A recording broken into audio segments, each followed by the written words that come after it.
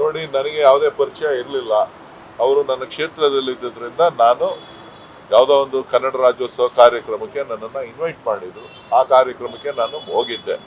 ಅದಾದಮೇಲೆ ಒಂದೆರಡು ಕಾರ್ಯಕ್ರಮಗಳಿಗೆ ಭೇಟಿ ಮಾಡಿದ್ದು ವಿಚಾರಗಳನ್ನು ತಿಳಿಸಿದ್ದೇನೆ. ಅದಲ್ಲದೆ ಇನ್ನು ಉಳಿದಂತೆ ಯಾವುದೇ ಫೈನಾನ್ಷಿಯಲ್ ಟ್ರಾನ್ಸಾಕ್ಷನ್ ಆಗಲಿ, ಚಿನ್ನದ ವ್ಯವಹಾರ ಆಗಲಿ ನನಗೆ ಗೊತ್ತಿಲ್ಲ. ಸೊ ಅದೆಲ್ಲನೂ ತಿಳಿಸಿದ್ದೀನಿ. ತನಿಖೆ ನಡೀತಾ ಇದೆ. ಅವರು ತನಿಖಾಧಿಕಾರಿಗಳು ಮುಂದಕ್ಕೆ ತಿಳಿಸ್ತಾರೆ.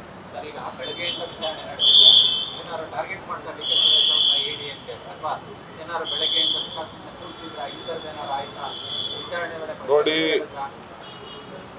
ನಾವು ಕಾನೂನನ್ನ ಪಾಲನೆ ಮಾಡಬೇಕಾಗಿರ್ತಕ್ಕಂಥದ್ದು ನಮ್ಮ ಕರ್ತವ್ಯ. ಸೊ ನಾವು ತನಿಖೆಗೆ ಸಹಕಾರ ಕೊಡಬೇಕಾಗಿರೋದು ನನ್ನ ಕರ್ತವ್ಯ.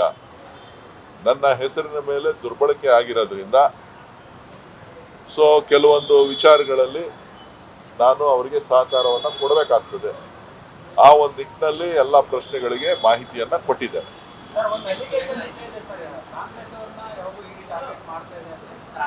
ಅದು ರಾಜಕೀಯ ಪಿತೂರಿ ಬಗ್ಗೆ ನಾನು ಈಗ ಮಾತಾಡೋದಿಲ್ಲ. ಮುಂದಿನ ದಿನಗಳಲ್ಲಿ ಅದರ ಬಗ್ಗೆ ಮಾತನಾಡ್ತೇನೆ.